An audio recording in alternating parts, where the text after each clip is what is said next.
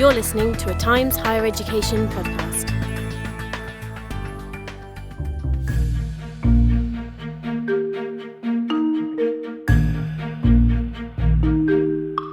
Hello and welcome to Campus Talks, the podcast in which we discuss the many facets of work in higher education with those who know, and seek advice to help academics and educators at all levels. I'm Miranda Prynne, Campus Editor. And I'm Eliza Compton, Deputy Editor of Campus. And today we are examining the rewarding but also gruelling path that is an academic career, asking two professors who have written on this topic, one based in France and one in Canada, to share their insights on the characteristics and skills needed to not just survive but thrive in academia. So, Eliza, tell us who you spoke to. I spoke to Geoffrey McDonald, who is a Professor of Hydrology in the School of Environment and Sustainability and Associate Director of the Global Institute for Water Security at the University of Saskatchewan. He's also a Fellow of the Royal Society of Canada, and in 2024 he was appointed as an Officer to the Order of Canada. He has many awards to his name, and his career, as you'll hear from our conversation, has gone from NASA to the forests of China. He has had journal editorships and visiting professorships in Spain, Argentina, Australia, Scotland, and many other places.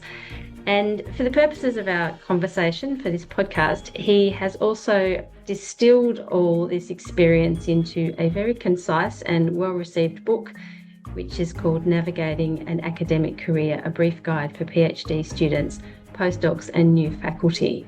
The book does run true to its title. It's only about 80 pages long, and it grew out of a series of articles that he did for Science magazine. And our conversation includes many of the aspects he covers in the book, from career planning to the 1 hour workday, as well as what traits are helpful in sustaining the marathon that is an academic career. Well, if anyone is well placed to offer advice on how to succeed in academia, I think it's Geoffrey, given his very impressive list of credentials. So I very much look forward to hearing what he has to say. Now, I spoke to Sarah Robinson, who has just taken up a new post as Professor of Human Resource Management at ESSEG School of Management in Paris, having moved from Rennes School of Business, also in France. She actually moved into academia after a fairly fruitful career in international development with the British Council, and went on to complete her PhD at the University of Lancaster, then worked as a lecturer at the Open University, a senior lecturer at Leicester University, and then a reader at the University of Glasgow, where she was promoted to professor in 2019. So she's carved an impressive 20-year career trajectory in academia, and while doing this has been involved in numerous research projects, professional bodies, administrative roles, and published extensively on a very diverse range of subjects, including the book that caught my eye, published last year. This is called Doing Academic Careers Differently, Portraits of Academic Life, which Sarah co-edited with Alexander Bristow and Olivier Rattle. And this book, of which we will hear more later, explores alternative routes through academia via contributions from academics from all over the world who have found their own routes and shaped very individual career strategies that work for them, rather than conforming to the traditional view of what an academic career should look like. And at a time when the pressures weighing on academics appear to be greater than ever, I was keen to know more. But first, let's hear from Geoffrey.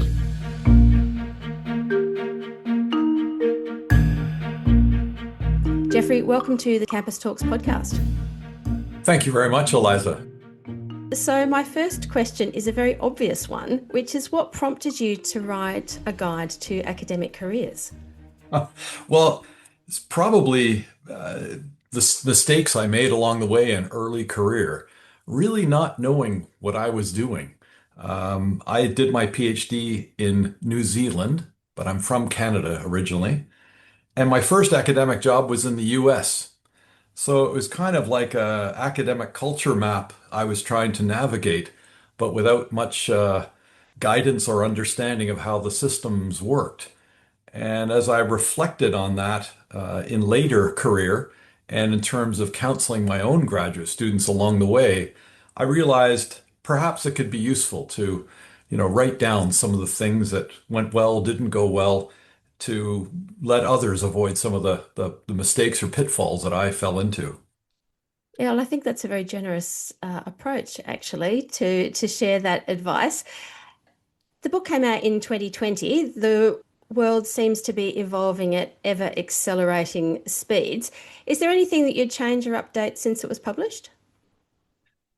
I'd maybe talk more about the role of luck, talent, and hard work in this, because I think what's unfolded in the last 5 years is increasing discussion of the unfairness of it all and how one must play the cards they're dealt.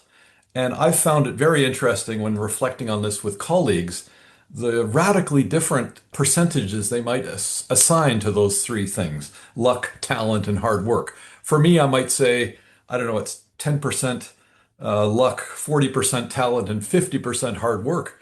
But I could talk to a colleague down the hall and they might say it's 80% luck. And to have a I don't know, discussion about how luck, talent, and hard work play a role, and maybe how we view it and how this influences the way you might almost imagine your career going forward or being limited going forward. So I think this links to a lot of identity politics discussion that's really accelerated in the last 5 or 6 years. Of course, this plays out differently depending on what country you might be in. Perhaps things that would be different now in the discussion if I was talking with American early career folks might be a little bit different if I was having the conversation in China, where pressures can be very different to North America or Europe. What made you choose to go into academia? I think I stumbled into it.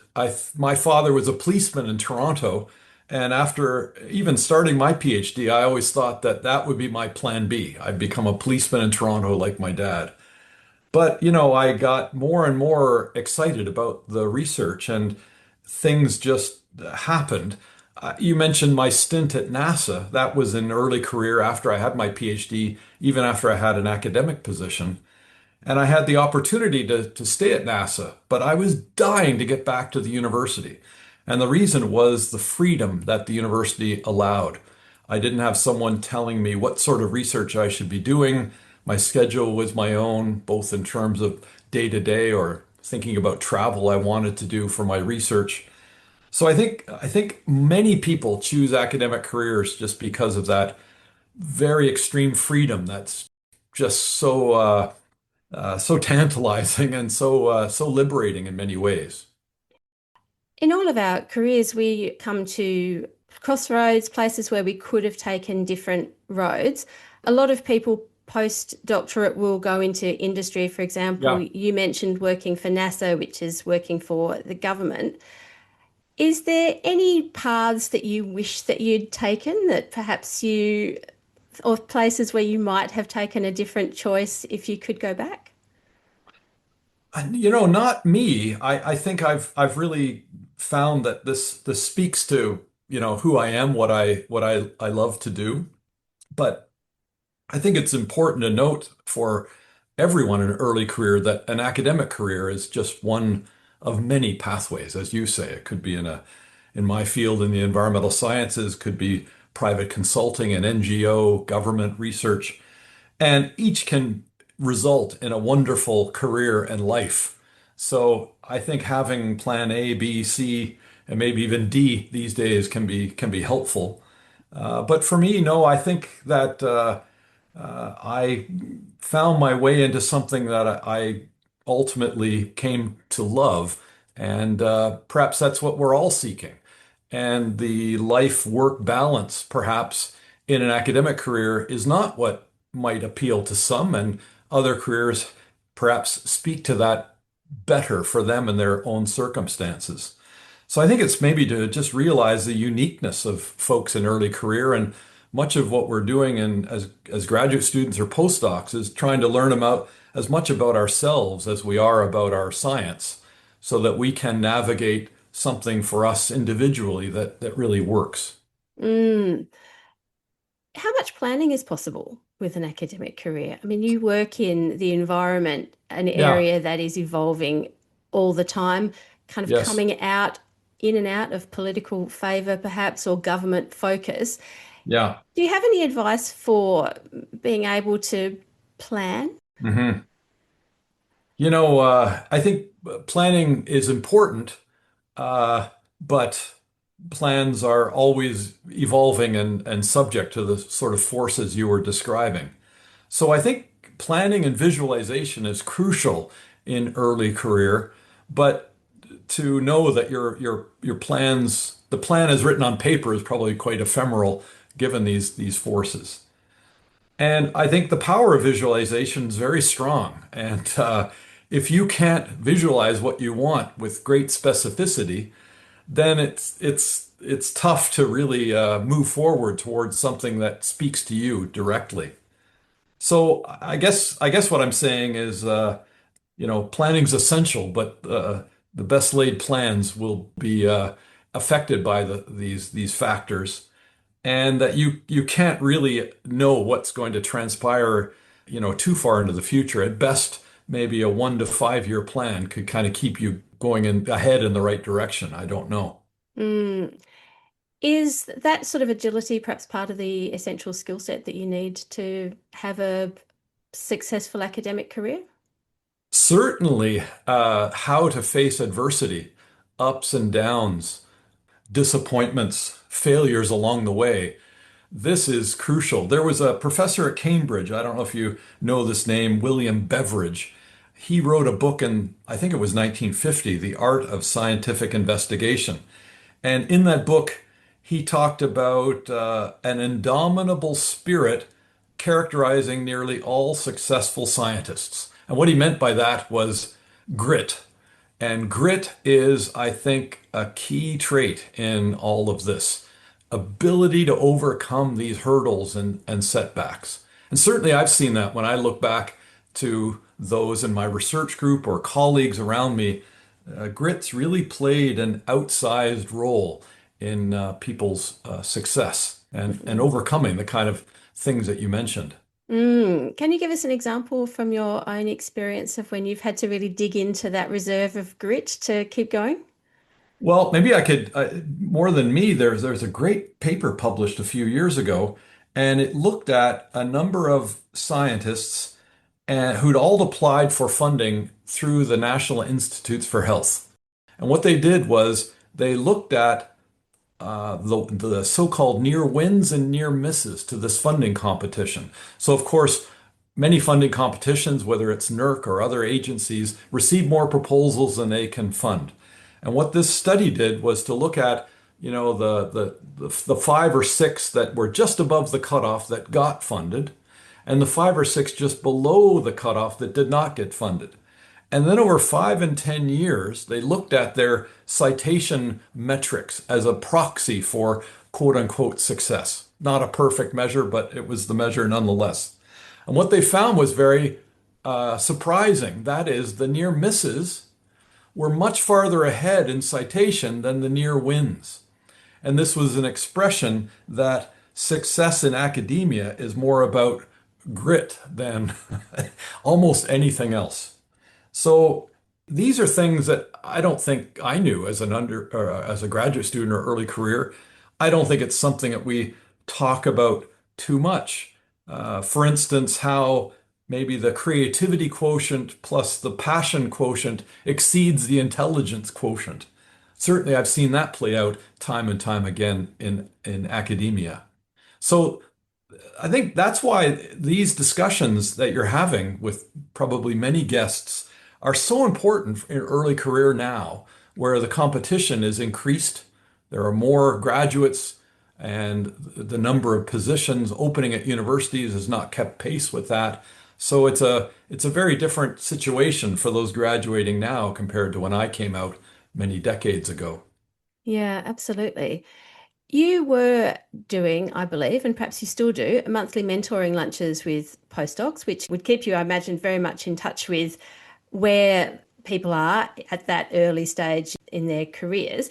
Are you still doing them? And what sorts of things are you hearing about how your groups are feeling about Yeah. pursuing academia?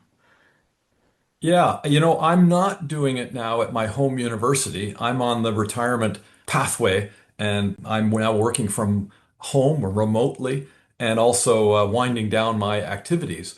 But I am doing them elsewhere. So last week I was in Birmingham and did one with a group at the University of Birmingham.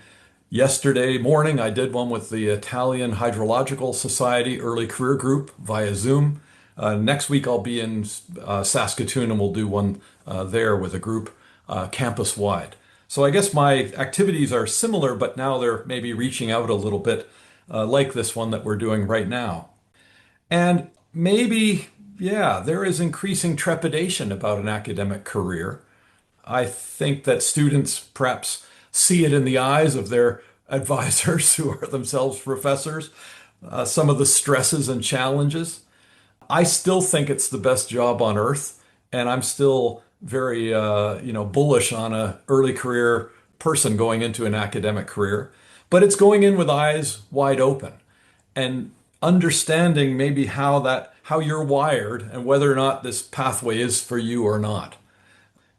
So yeah, I think there's increasing concern or thinking about whether or not this is a pathway that's good for them, Mm. particularly as it relates to work-life balance, which I think is increasingly a topic of conversation. Yeah, it's I mean, I look at the CVs of people like yourself, and there's so much travel and moving around involved. Yeah, I'm constantly amazed that people manage to hold together a life outside of academia that would include yeah, family and hobbies, for yeah, instance. yeah. Well, and it doesn't have to involve a nomad life like some of us have had or enjoy. Again, we're wired differently. And I think you can also navigate a very successful academic career where perhaps you are more stationary. Now, it is true that it's difficult to stay in the same place where you got your PhD because of increasingly universities not wanting to hire their own, wanting to have more diverse professoriate. But it doesn't necessarily mean one needs to, be moving every 5 years. That said, it is a challenge. When I talked to the group in Italy yesterday, there was a general perception that to be hired into a lectureship, one needed a stint outside of Italy to then be looking competitive to come back into the country. And I know this does exist in some countries, particularly in Europe and elsewhere. Mm, that really does require a very particular kind of energy, I think, to Yeah. adapt to new cultures and new languages and new places. You would have seen many students come through the university and either continue with academia or follow their career paths elsewhere. Are there any sorts of traits that you've observed that set someone up for academia or gives them the foundations that they need to continue through, particularly those early years when the work-life balance is probably going to be much more difficult to achieve? I think it's an ability to combine hard work, which anyone who has made it through a PhD knows how to work hard, but now with focus and with ruthless time management. I think there's so much kind of pseudo productivity now in academia with email and keeping up with this ever increasing flow. And this applies to all knowledge work, I think. But in academia, of course, the real thing is to keep your main thing the main thing, to know that doing research and writing papers, with writing papers being the key currency for your success and your own maybe personal fulfillment. I remember early career going to work, I'd come home. My wife would say, "How was your day?" And I'd say, "Oh, I got nothing done." And she'd look at her watch and say, well, you've been in the office 12 hours. What do you mean you got nothing done? And what I really meant was I got nothing done on my own research, writing papers and getting something that's deeply personal out the door. And it's finding time for this this deep work. And it may only be in small fragments each day once you get into an academic career and you have, so many other competing demands, both at home and at work. But I think the ones that have been successful, to try to answer your question, have been the ones that have been able to do that, to know, the old phrase, what is urgent is seldom important, and what is important is seldom urgent. And what's Mm. important is your written record. And if you can have little touches of that each day, that can really be a game changer, both in sustaining yourself, but also, moving forward these ideas that you're trying to get out into the world. Do you have any systems for carving out that kind of space for writing and for thought? Well, I have a paper for you called The 1 Hour Workday. So the book that you mentioned was really born out of a series of small commentary I'd had on the back page of Science magazine. It's a section called Working Life, and each issue they have a little, you know, puff piece. And I wrote a few of these, and one was this exact topic, the 1 hour workday.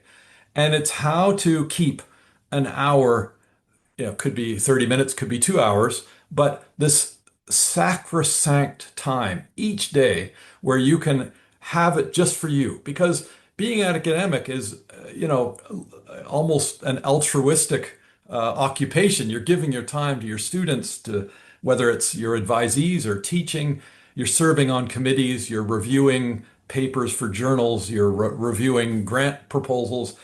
And how do you carve out a little bit for you to nourish you each day? Anyway, this idea, this 1 hour workday, is to try to build that into your schedule so that when you come home and your partner says, "How was your day?" you can say, "Oh, it was awesome." And you're not referring to 11 hours of meetings or teaching or other things that one needs to do, but you're talking about that, that 1 hour that really you were able to move ahead your personal research that really speaks to you. Mm. And for you, do you find that's best as a fixed hour or just a goal for the day to find an Yeah. hour somewhere? For me, it's a fixed hour, and I think for many it is as well. Yeah, of course, it depends on life stage, what you've got going on at home. For me now, I wake up, have an espresso, and it's that first hour that where I can be quasi-lucid. I think maybe earlier in my career, it might have been 11 p.m. at night or something when I felt I was most in the zone. I think another key thing that I've seen with colleagues, but also scientists going back decades or even centuries, is the idea of reflective walks to get away from the desk, whether there's a computer on it or a quill pen, and to distill your ideas. Because to have a good idea, you need to have a lot of ideas, but so many of our ideas aren't going to, stand the test of time. So it's a way of kind of distilling your ideas, sorting, winnowing out the good ones from the bad ones, and that kind of stepping out literally from the office, even if it's just a 20-minute walk across campus. Wow, that can really pay big dividends in this kind of thinking model you're trying to, adapt for yourself in an academic career. That seems like good life advice, not just for academics, but for anyone. Well, the best definition of research I've seen is Albert Szent-Györgyi. He was a Hungarian Nobel Prize winner. I think he was the first to synthesize vitamin C. He said that research is to see what everyone else has seen, but to think what no one else has thought. And I think, whatever discipline you're in, it's such a great way to kind of bathe yourself in that phrase as you go through the world, through your day, through your weekend, even. You're wanting to detach and have downtime and recharge, but at the same time, your kind of subconscious is always kind of remembering that quote. And I've Mm. found that to be really helpful for folks in early career, just to kind of realize they're now, it's like training for the Olympics. You're doing certain things to kind of uh, increase your performance. And mentally, I think that's a very useful phrase to keep in mind. Yeah, flexing your thinking muscle. Um, do communities of practice or discussions with colleagues in the corridor help with this process as well? I think they can. A lot of research discoveries are serendipity, and perhaps mixing it up with colleagues with different perspectives. Often it's bringing tools and techniques from maybe one discipline to another can result in transformation. So absolutely, I think interacting with colleagues is so valuable. Interdisciplinarity is increasingly seen as the way forward in so many disciplines, even transdisciplinarity. So yeah, I think that's still the value of human contact, of increasing the surface area of luck, as it were, going back to our earlier conversation. And sometimes that can happen with those, tea room discussions that one might have. Yeah, I love that phrase, the surface area of luck. Where is a good place, sort of continuing with this idea of sort of connection and communication, where's a Yeah. good place for early academics to go and find advice or support if they're maybe stuck or unsure, There- frustrated? Yeah, yeah. I mean, again, there's just so much written now. 10, even 10 years ago, but certainly beyond that, there was precious little in that regard. But now there's so many books. Academic Duty by Donald Kennedy. He was president of Stanford. He then became editor-in-chief of Science magazine. Sadly, he passed away during COVID. This book, Academic Duty, has been used, let's say, in the United States. Certainly, I remember when I taught in the US for many years, as a real gold standard for how one thinks about an academic career in terms of the pragmatics or the practicalities of an academic career. There's just so many books. There's one called The Professor is In. That's a very popular one. And then there's just so many more. And some will speak more to academic cultures in different places. And I'd encourage early career folks to, seek out materials that maybe speak to their particular geographical or cultural area of interest, because it is very difficult to, as I travel the world and give talks on early career mentoring, if I'm in China or Saudi Arabia or US or UK, these factors are weighted rather differently, and people are navigating these spaces rather differently. It's really, it's so interesting the way that the different systems and the different countries measure success. Is there any advice that you wish that you had received as you were starting your career? I think I suffered guilt in early career. I felt that in those first, say, 5 years, I was feeling guilty. I wasn't spending enough time with my partner, with my newborn, with my graduate students, with my classroom, with doing enough in terms of all these things we talked about earlier, reviewing and such. And the idea of going to the gym for an hour a day was just unthinkable. How could I ever justify that when I feel like I'm letting the world down because there's so much to do and not enough time to do it? But after, many years, I realized, wow, I could be such a better partner, husband, father, teacher, advisor if I went to the gym for a good session each lunch hour. And while it seemed like an ultimate luxury, in the end, I think it benefited everyone. Mm, So perhaps that, if I could put my finger on one thing, it almost seems silly, but for me, it really, really helped when I sort of got that through my head that this will help me. That was very powerful. I wish someone took me aside and said that early on. yeah. Yeah. Have you received any unhelpful advice in your career? Unhelpful advice. I don't know. I think that I didn't get much advice in early career. We didn't talk about these things in 1989 when I started my first faculty position in the US. So maybe not, maybe the unhelpful advice was just the no advice that we all received back then. I think that, it's the realization that an academic career, especially now looking back that many years, it's a marathon, not a sprint. I think a lot of maybe unhelpful advice generally is, work harder, do more, and perhaps doing less is more important. Knowing it's a marathon. You're going to be running with the same colleagues for a long time. How do you be a good colleague, collaborator? How can you develop a kind of a sustainable path forward for you? One of those other little think pieces I wrote was called The Sustainable Scientist. And it was trying to think about what might be those factors that could lead to longer term sustainability, knowing that it is more of a marathon than a sprint. Mm. And as a final question, it's kind of two Yeah. questions really. The first is, what do you see as being the best thing about academia? And possibly related, but maybe completely different, I'm not sure. What constitutes success? Yeah. Well, the best thing is freedom.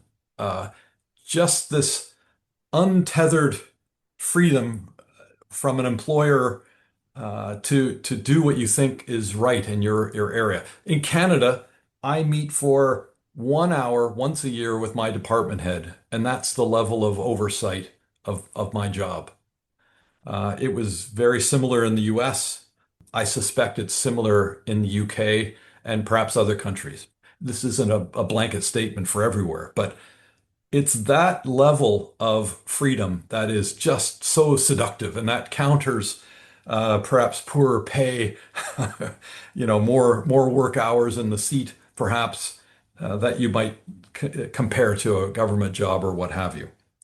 But in terms of what constitutes success in academia, I don't know, these days, maybe it's employment, given how, we even at my university, for an academic position, we'd regularly get more than 100 applications for a lectureship.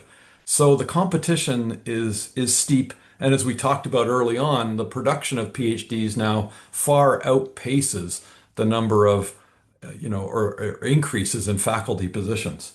If you're at Brown University or Princeton, I don't think the faculty cohort there has increased since I started my academic career. And yet, here we are with, many-fold increases in PhDs produced around the world. So Mm. success perhaps is just getting a job, but it goes beyond that. And I think fulfillment, this kind of happiness of finding something that really nourishes you for this marathon that is an academic career. That's really powerful. I spent the winter at Kyoto University for a few months finishing off a hydrology textbook I've been working on. And there's this thing, Ikage. I'm probably not pronouncing it correctly, but it's a Japanese idea of where, think of a Venn diagram where you've got these overlapping circles, and the circles are your life purpose, employment, fulfillment, all these kind of words. And the Ikage is right in the heart of all of that. I think that's what an academic career can be. And it's somehow navigating this academic career in a way that can somehow, if you can be aware of all the various factors, you can, do your best to get to that central core, this fulfillment, I think that all of us are looking for in one way or another. And I think an academic career offers that potential for sure. I really love that idea. And I like that image as well, that you can somehow synthesize all these important elements into your life, which I guess will change. And sometimes they'll be more in alignment and not over Yeah. over time. Yeah. And there, grit is going to be your friend. in terms of helping, because there are ups and downs. And I think just like in life, if you're on a crest of a wave and everything is going great, it's appreciating that, hey, I'm on a crest, I'm feeling great. I know there's a trough in my future. And when you're in that trough, you know that, well, there is another crest just beyond the horizon. I will get there. And it's that indomitable spirit that is something I hope all early career folks can understand and embrace as best they can.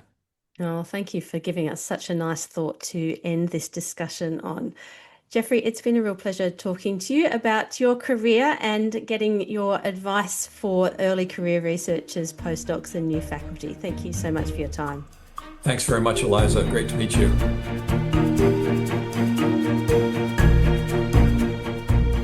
There are some very powerful takeaways there.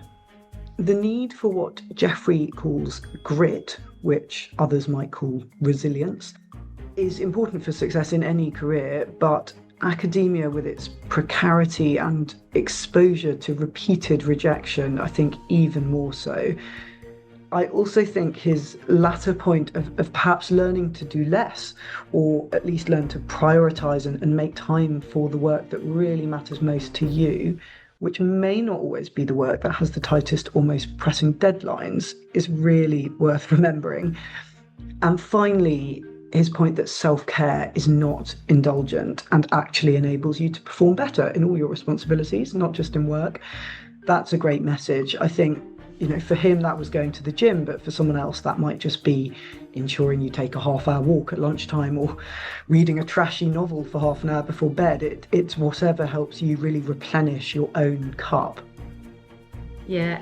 Those articles from Science magazine are worth following up. The one about the 1 hour workday and also the sustainable academic, because I think, as you will have seen from the tone of Jeffrey's conversation, his writing is very similar. It's very approachable, it's very sensible and very grounded in all the experience that comes from having a 35-year career as successful as his has been. As we were wrapping up our conversation, I asked him why he chose hydrology in the first place. His first degree is in physical geography, and he told me that during a research trip to the Yukon, he had 3 encounters with grizzly bears. So he chose a PhD in hydrology in New Zealand, where he would be unlikely to meet any animals that would try to kill him. And for me, aside from the anecdote itself, it underlined a couple of the themes that we talked about, which is luck, and that grit that Miranda, that you mentioned, that ability to see a path around challenges and unexpected barriers, whether those barriers might be a difficult boss or work hours, or indeed a grizzly bear. Yes, well, we are animals and we have animal reactions, whether it be to a scary boss or a potentially lethal wild beast. And those reactions are what we need to learn to manage. His point about grit is a theme that runs through many conversations with academics. And actually, Sarah Robinson also alluded in her own way to the need to essentially keep going. She, as you will soon hear, talks about the fact that she herself has come close to burnout, knows many others who have. And so alongside this grit, I think the recognition of when you really need to perhaps prioritise yourself and look after yourself and just step back a little bit, I think runs in parallel to that. And on that note, let's move over to Sarah for a very different, equally insightful take on the keys to carving a fruitful path through this tricky career terrain.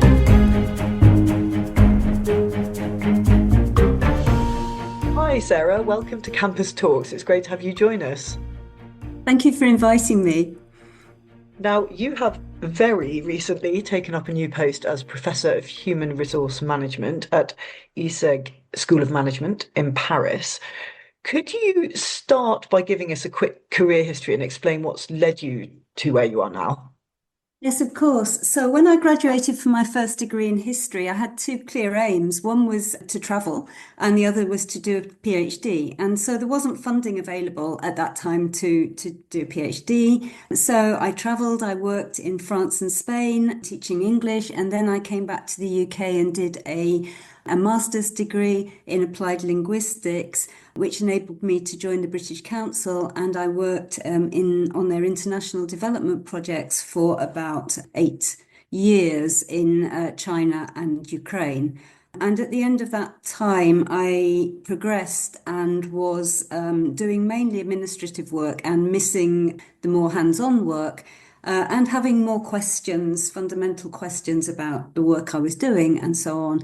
So I thought it was time to think about doing a PhD. So I did this time secure funding to do a PhD in the Department of Management Learning at the University of Lancaster, which I thought was nice as it brought together my management experience and my interest in learning and education. So then I stayed on, after I finished my PhD, I stayed on at Lancaster for a couple of years working on European development, regional development projects in leadership development. And then I got my first lecturer post at the Open University.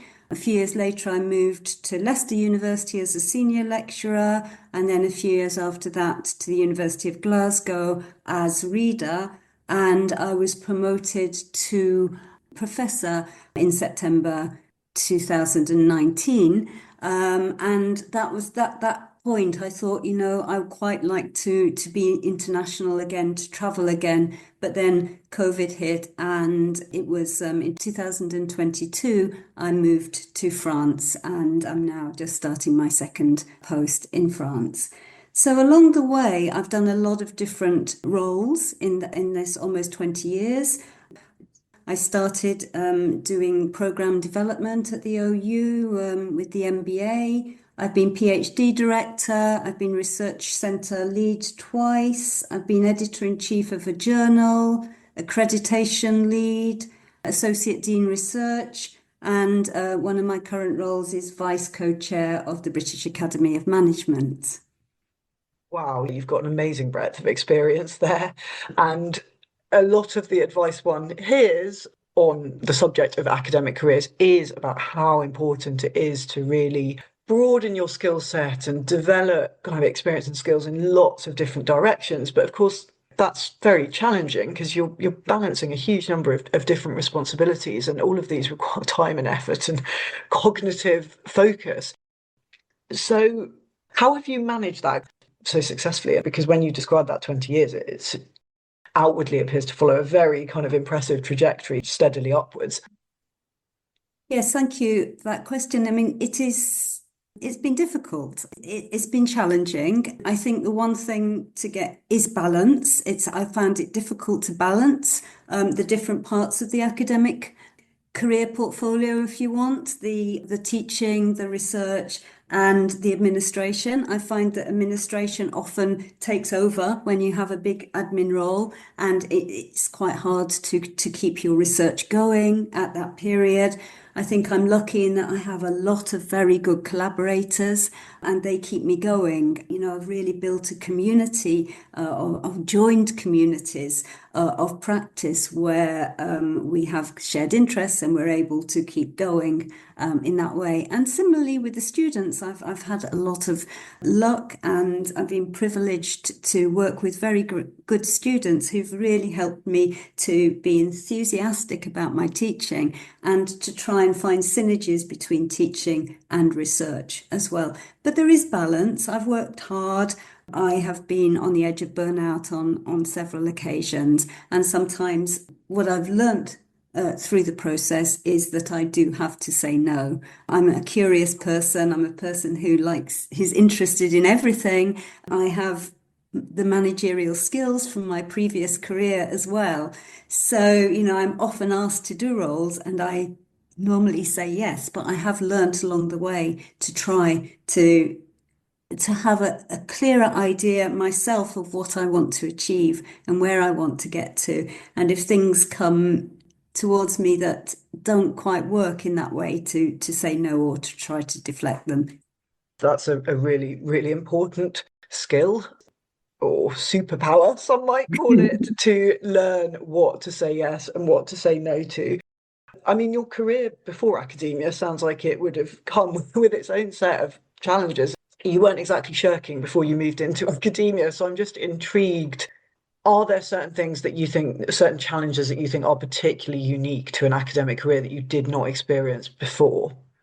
Yes, I think again it's the balance. I mean, Yeah. I think the three pillars of academic life are not always mutually reinforcing, you know, the research, the teaching, and the administrative side of things.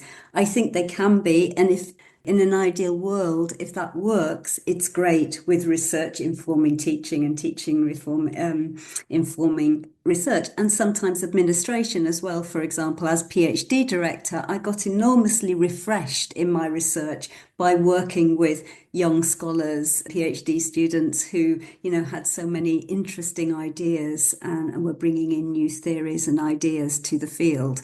So it's really wonderful when that works, but quite often it doesn't. And the pressures of academic life have intensified, I would say, over the 20 years that I've been in academia, and that we have to be excellent in all of these things all of the time, you know, and that's quite a challenge to keeping at least three balls in the air constantly. Yeah, hugely so. And it's well documented that academia and the expectations that come with it have become even more acute. Given all its obvious challenges and the fact that, as you say, in the last 20 years, these, if anything, have got greater, what has made you stick with it? What rewards does academia offer you that make it worth the effort? Yeah, I think it's still a lot of freedom to be able to pursue your own interests and to ask questions about what's happening in the wider world, to be able to pursue some of those questions when things around you are puzzling, to be able to use the tools that you've developed, the research tools, to research them further. So, for example, I was very shocked when the Royal Bank of Scotland almost collapsed in 2008 and 2009. So I started asking questions. Why did that happen? You know, what were the leadership reasons why this happened? And so we did with my co-author Ron Kerr, we did a investigation of the leadership within the Royal Bank of Scotland, which we published in several journals. So to be able to do that, to make sense of the world around you and to have the skills to do that, I think is great. And to work with like-minded people on certain projects, I think it is great. So the academic careers project I've been working on for quite a few years, and that started with Alexandra Bristow and Olivier Rattle. We met as PhD students at Lancaster University, and then we went off to different universities, and we'd meet at conferences. And that's another joy of academic life, that we can go to conferences in all sorts of different places and meet lots of different people. And so we'd meet at conferences and talk about our conditions as early career academics. And then we thought, well, why don't we actually research that? So we had a good 10-year project researching early career academics, which then led to the book that we co-edited on doing academic careers differently. So to be able to do that, to work with people, to do things that are very creative, I think it is a joy and keeps you going, certainly. Yes, yeah. And it's important to focus on those, the really positive aspects of it, because I think at the moment there is an awful lot of talk around the challenges associated with academia. And of course, it is still a hugely rewarding career. I think your point that it gives you an opportunity to make sense of the world. It's one of the few occupations where you have an excuse to make sense of the world through seeking your own answers, and you're not always relying on other people to tell you how the world works or why something has happened the way it's happened. You are actually finding out for yourself, and that is pretty unique. So you've mentioned the book that you co-edited. Doing academic careers differently, Portraits of Academic Life, which was published last year, 2024, in which dozens of academics present portraits of their diverse career approaches, paths. And the idea really is that these challenge dominant ideas of what an academic career should look like. So this book provides those considering or indeed building an academic career a good insight into some alternative routes that they might take. And you've talked about how the editors of this book, yourself, Alexander Bristow, and Olivier Rattle, you all met doing PhDs, and why you initially embarked upon this project, but it has gone on, as you say, for 10 years. What were the drivers to continue, and what have you learned from doing this research?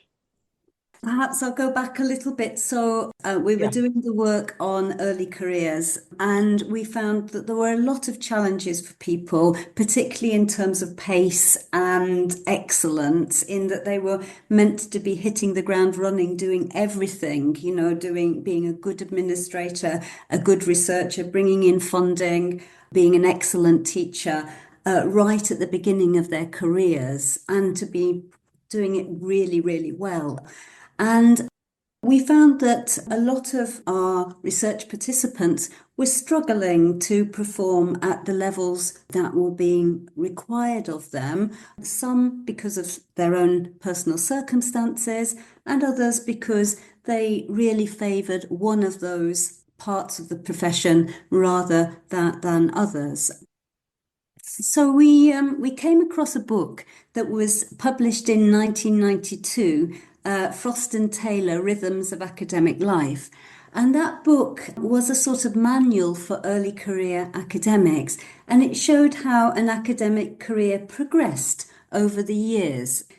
But what we were finding was that in those 20 years, the pace had changed enormously, where our participants were having to hit the ground running right from the start and do everything really well. So we wanted to do something similar to what Frost and Taylor had done as a guide for early career academics to show that there are alternatives out there, that you don't have to lead your academic career in one way. There are quite prescriptive career scripts out there, but there are people who are doing very, very interesting work and having fulfilling careers by doing their careers in different ways.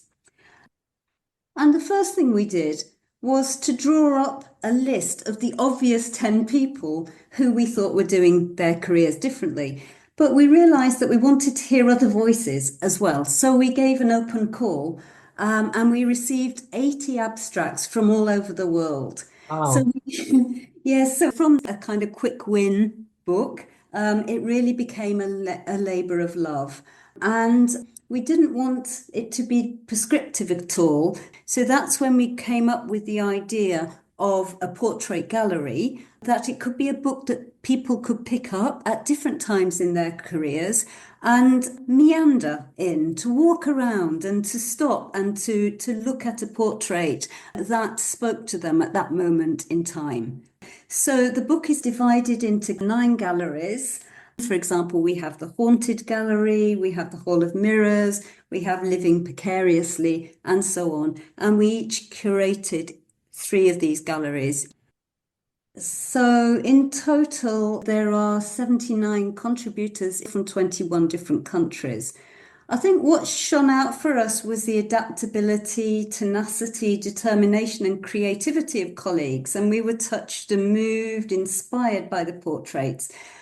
There were a lot of stories about prioritizing nurture and care, about transcending disciplinary boundaries, reshaping daily practice, connecting communities, and having differing relationships with academia. Some people were part-time, some people were kind of portfolio academics, not just attached to one institution. And what was also nice about the book was that people used creative writing. There were poems, there were dialogues, and some people used art-based methods to talk about their careers. For example, we have quite a lot of photos and pictures. Yeah, it's a really interesting approach you've taken, and just starting to read that first chapter about meandering careers from Alexander Bristow has written an introduction where you find yourself looking at these three doors. It's such a strong image that is painted. You're in it straight away. It's very effective. So clearly we can't go through all of the different portraits here, but I wondered if you could walk me, and for the benefit of our listeners, through a couple of different career approaches outlined in the book that really stood out for you. Yes, we chose three as editors. We've discussed this, and there were some that resonated with us in different ways. So Alex chose Ralph Wetzel's A Clown's Tale, and here he talks about how he struggled with the conventional academic route and turned to clowning as a way of working with his mental health issues and also of relating to his young daughter. So now he actually uses clowning techniques in the classroom as he works with MBA students, actually dressed as a clown. So he's changed his career in that way to be a sort of consultant or a portfolio academic. And then Olivia chose Maribel Blasco's permaculture academic, which using the principles of permaculture demonstrates the importance of bringing systems into harmony. And Maribel consciously chose not to opt for promotion, which her line managers were a little bit surprised about at first, but very understanding. And she found this very liberating and found it easier to follow her interests after that. And she now runs a permaculture garden project at Copenhagen Business School. And finally, I chose a collective piece by 13 academics at University of Technology, Sydney, where they're talking about nurturing and creating together the conditions that nurture. And as a metaphor, as they're based in Australia, they use the metaphor of the bushland and what the bushland needs in order to thrive. And so they talk about, as a metaphor, the importance of soil, of water, air, and light. And they had a project during COVID where they really supported each other through this approach and by using art-based methods, drawings, poems, etc. So I like that idea of academic community as well, because often academic life becomes very, very individualized. Those are all really powerful examples. And your last point about community, I think the other thing to add there is academia can be incredibly competitive. Depending on the culture of where you are working and what you're doing, it can also feel like academics are pitted against each other, having to outperform one another. So actually where you can build that sense of community and collegiality, it hopefully goes some way towards balancing that and making it sort of a healthier environment for everyone. I think one of the things I draw from all of those examples and many others in the book is that what these academics have learned to do is divorce their personal fulfillment from external imposed metrics of success that Yes. may be a very kind of homogenous view of what success or achievement is. And they've learned that for them, what makes them feel fulfilled, feel happy, is not necessarily the traditional view of academic success, and that purely focusing on that and chasing that is not necessarily going to end well. Do you think that's a fair observation? Yes, I think it is, and I think it's refreshing. And as I said, I felt that the authors are courageous in sharing these alternative views of how academia can work and offering these to other people as, possibilities. Because I think we are, through promotion, through probation criteria, and so on, we are guided down very clear paths on what makes for academic success. And, as I outlined my own career at the beginning, yes, I worked hard. I took a North Face approach over the 20 years because I felt I was having to catch up time as I started a bit later and so on. And I said, I'm aware of, the dangers of burnout and so on. And I've seen many colleagues suffer as well.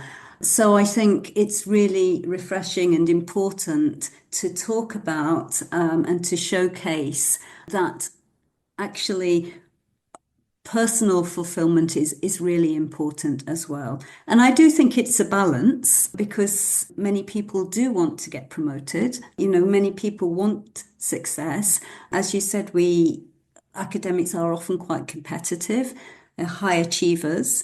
But at the same time, I think having that opportunity to use the freedom that we have, that I talked about, to do things that are personally fulfilling is very important as well. As you say, in the end, probably balance Yeah. sits at the ultimate heart of it. Because yes, there's very good reasons for wanting a promotion and good reasons for career success, like very pragmatic ones. For instance, job security, pay, all sorts of things that actually we all kind of need. So there's nothing wrong with that. There's nothing wrong with wanting to do really well in a career. But yes, as you rightly identify, in a very competitive career, the balance can often fall out of kilter. Finally, you've mentioned that you've come close to burnout yourself a few times. How do you know what, for you anyway, were the early warning signs? Yes, I think there's the feeling of overwhelm, of taking on many projects and you just feel overwhelmed and not being able to do well in any of them. I think when, getting to that stage, you think, I need to pull back, I need to stop. I think there are physical signs as well, like, waking up in the middle of the night, worrying about the program that you're developing or an R&R that you have, from a journal and so on, and thinking, yeah, these are not good signs, being tired all the time and so on, not taking holidays, working weekends, so to step back from that. But on your own, I think it's very hard to actually realize these things. And again, as I said, I'm very lucky in that I have a really good network of academic friends, critical friends who I can talk to and who have supported me through these things by saying, Sarah, say no. Sarah, step back. Sarah, it's enough what you're doing. Yes, yeah, as you say, that is vital, and it can be incredibly hard to know when you're in it, Mhm. quite what's going on. Finally, on a more positive, given that by any metric, your academic career is a huge success, and you are a professor at a very prestigious business school, so anyone looking at you would think, well, you've nailed it. So can you try and identify a couple of things, perhaps characteristics or skills you've developed that you think have been really instrumental in enabling you to succeed in academia, to becoming a professor? Yes. Firstly is curiosity. I think to keep my curiosity, to be able to ask questions, to look around and think, oh, what's going on here? Perhaps I need to investigate this. And that has been actually a skill that's been very useful to me because it's enabled me to tap into something that's happening in the world at that moment and to write something quite quickly about it that then, is perhaps one of the first to do that. So I talked about the financial crisis and leadership. It's also with populism. I've been working on populism and the organisation of populism, and we got in there quite early in that respect. I think having a interdisciplinary background has also been very helpful for me because I've been able to bring in different methodologies and different theories into management and organisation, and that's helped me make sense of what's going on around me. But also, I think it's given other people tools that they can use moving forward as well. So curiosity certainly is one thing. Sociability, being a sociable person, being able to talk and to chat with research participants, for example, with other academics. For me, taking time to have coffee and coffee, what I call coffee, research coffee conversations is extremely important. not just a 15-minute slot in the Outlook calendar, but taking time to actually have deep conversations, to really work with ideas is important. Trying to work out what I really want to do, and that's taken a long time, and what's really important to me. Well, I think that's a great note to end on. There's lots of incredibly useful insight there for anyone really at any stage of their academic career. So thank you so much for taking the time to speak to me today, Sarah. You're very welcome. Thank you very much for the invitation. I really loved hearing from Sarah and the approaches that they took to that project, and that opportunity for showcasing a whole range of different paths through academia and through success in an academic career. I was also really taken by her description of a North Face approach to catching up after starting her career outside academia. And I can only assume that this mountaineering reference is to scaling Mount Everest, which I guess is one way of looking at an academic career. The marathon is the other image that we often come to. But the scaling a mountain, whilst also talking in the same conversation about the need to manage burnout, made me think about how important it is to be able to strap on the crampons when you need and push towards a summit, but also to know when that drive is tipping over into overwhelm and how to manage your time and energy within that in order to keep going to the end and reach your goals. It's very difficult to talk about academic careers actually without falling into metaphor. I think mountains being one of them. We talk about, paths, journeys, the bumpy road, the broken ladder. I'm sure there are many others, or the rickety ladder maybe. But actually, I think the mountain is a particularly good analogy, because one of the things that can get a bit lost in all these conversations, which actually both Sarah and Jeffrey do point to, is also the great rewards. So in the same way, when you finally summit that mountain, you feel a huge sense of achievement and probably are rewarded with the beauty of what is around you. It's important to remember that academia, despite all of these challenges, can be a fascinating and incredibly fulfilling career, and that many academics really love what they do and feel a deep sense of passion for their work.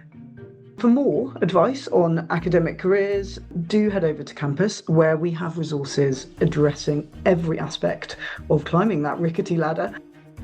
Our latest spotlight is an academic survival guide exploring some of the biggest challenges associated with working in the academy. You will find all of that at www.timeshighereducation.com/campus. If you enjoyed this episode, please like and subscribe, and we will be back with you in a couple of weeks. Thank you. Bye-bye.